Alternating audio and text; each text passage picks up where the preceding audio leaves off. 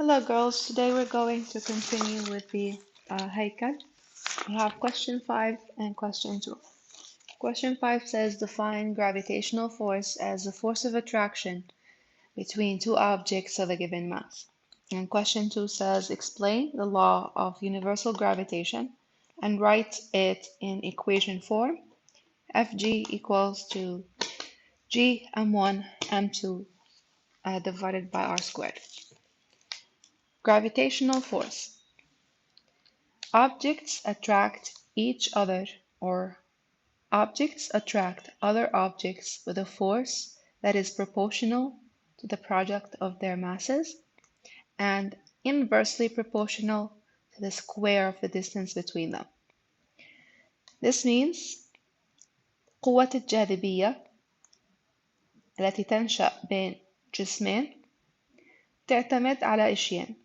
تعتمد على كتل هاي الأجسام، تعتمد على المسافة بينهم. قوة الجاذبية تتناسب تناسبا طرديا مع كتل الأجسام. هذا معناه إنه إذا كتلة الأجسام ازدادت قوة الجذب بينهم راح تزداد، راح تصير أكبر. العامل الثاني اللي بتعتمد عليه قوة الجاذبية هي المسافة بين الجسمين، المسافة بين الكتلتين. القوة تتناسب تناسبا عكسيا مع مربع المسافة بين الجسمين.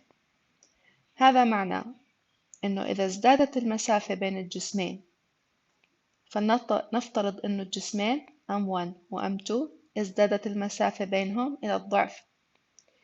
ازدادت المسافة إلى الضعف، القوة أو قوة الجاذبية بينهم راح تقل بمقدار الربع. So it is inversely proportional، يعني إذا ازدادت المسافة تقل القوة، إذا قلت المسافة تزداد القوة. زي مغناطيسين بتقربيهم من بعض أو بتبعديهم، إذا قربتيهم من بعض تزداد قوة التجاذب بينهم، إذا بعدتيهم عن بعض، إذا زدت المسافة بينهم بتقل مقدار قوة الجذب بينهم. القوة أو قوة الجاذبية تتناسب تناسبا عكسيا مع مربع المسافة. هذا معنى إذا ازدادت المسافة الضعف القوة راح تقل إلى الربع. إذا ازدادت 3 أضعافها القوة راح تقل بمقدار التسع اللي هي 1/3. قوة الجاذبية لها خصائص الخمسة هذول. The force of gravity comes in pairs، يعني دائما قوة الجاذبية تنشأ بين جسمين تيجي على شكل قوتين. M1 is attracting M2 towards it and M2 is attracting M1 towards it. These two forces are equal in magnitude. فمثلا إذا قوة الجاذبية هاي 5 نيوتن، هاي رح تكون برضو 5 نيوتن، بغض النظر عن كتل الأجسام. حتى لو كانت هاي الكتلة كبيرة وهاي صغيرة، مقدار الجذب بينهما these two forces are always the same amount, the same magnitude. They're opposite in direction. One is towards the right and the other is towards the left. They're always opposite in direction. It is directly proportional to the mass زي ما حكينا قبل شوي. إذا ازدادت كتلة الأجسام تزداد قوة الجذب بينهما، والعكس صحيح. It's inversely proportional to the square of the distance. Just like we have explained، إذا ازدادت المسافة بينهما فإن قوة الجذب بينهما تقل بشكل كبير. Let's solve some questions.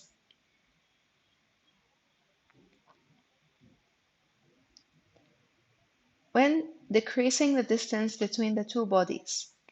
When decreasing the distance between the two bodies, what's going to happen to the gravitational force between them?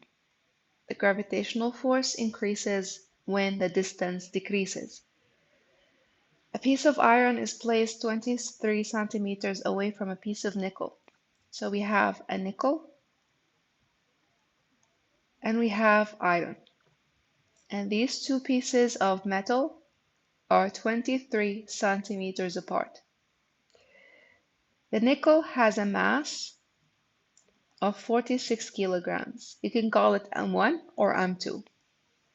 Given that the force of gravity between them is 2.9 times 10 to the power of -8. So here he gave me the force of gravity between the two objects. This force is equal to 2.9 times 10 to the -8 newtons. You can see that all of the values are in base units except the distance is in centimeter. So here we might need some conversion going on. Question says, what is the mass of the piece of iron? So he wants me to find the mass of the piece of iron. Before I start with the equation, I need to make sure that all of the units are base units.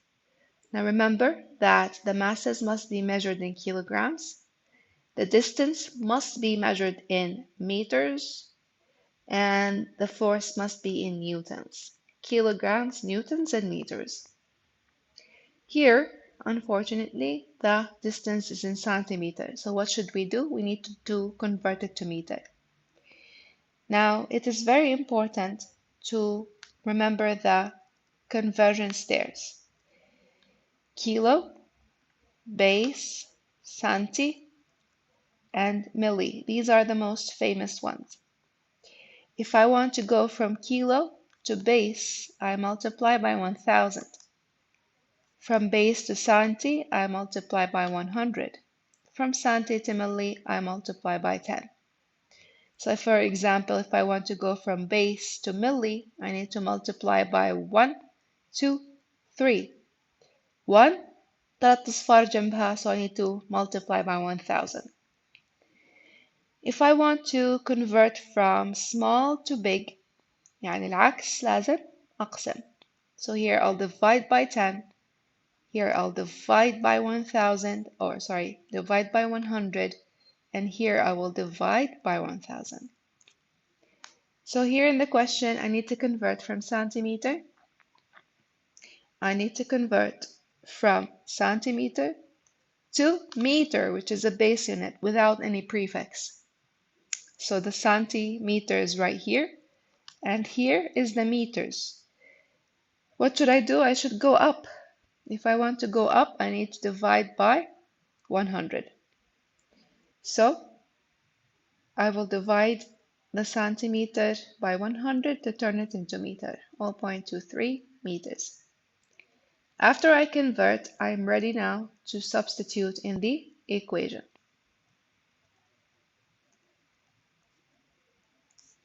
Substitute the values. F is 2.9 times 10 to the -8. G is 6.67, 10 to the power of -11. M1 is the unknown, so I'm going to leave it the way it is. M2 is 46, and the distance between them, R, is 0.23, and don't forget the squared. Now using the calculator, the shift solve method, or if you are good at math, you can rearrange the equation.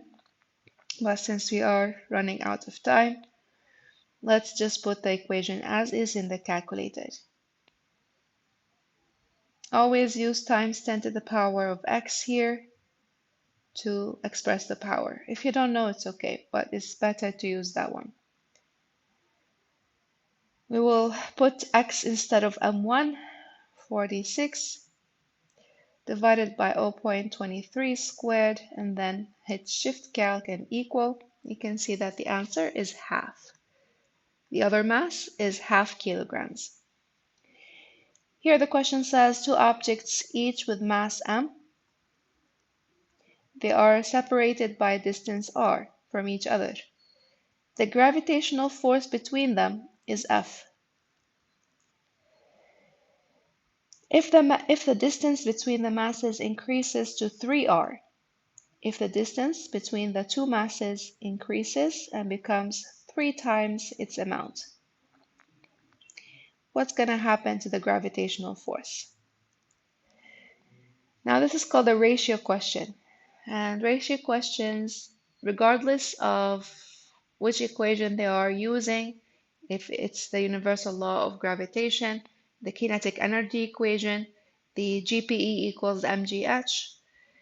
This question, he changes one of the values, like for example, doubles the mass or doubles the velocity, and tells you what happens to the other value, like what happens to the kinetic energy if the mass is doubled, what happens to the gravitational potential energy if the height is doubled.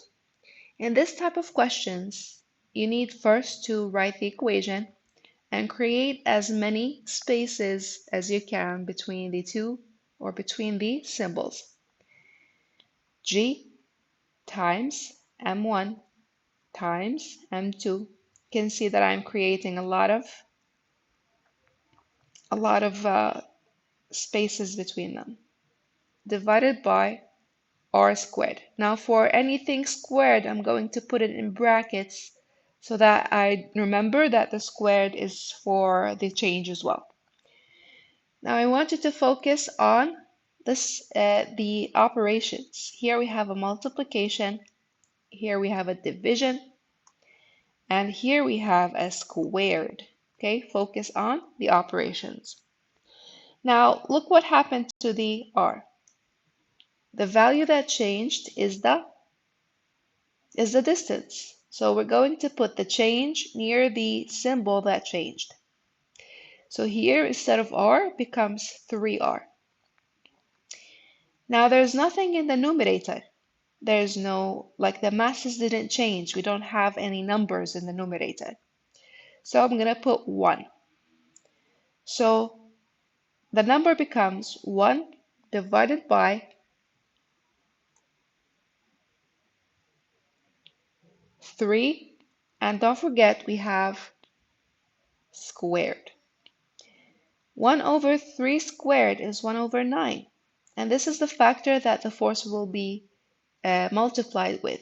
The force will be 1/9. So we can say that F nu, the new force, becomes only 1/9 its old amount.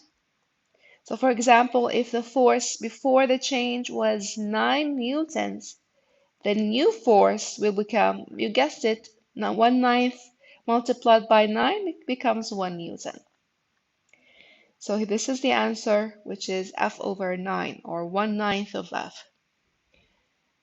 If, for example, the mass changed, we'll put the change near the mass, and so on, just like I taught you in class.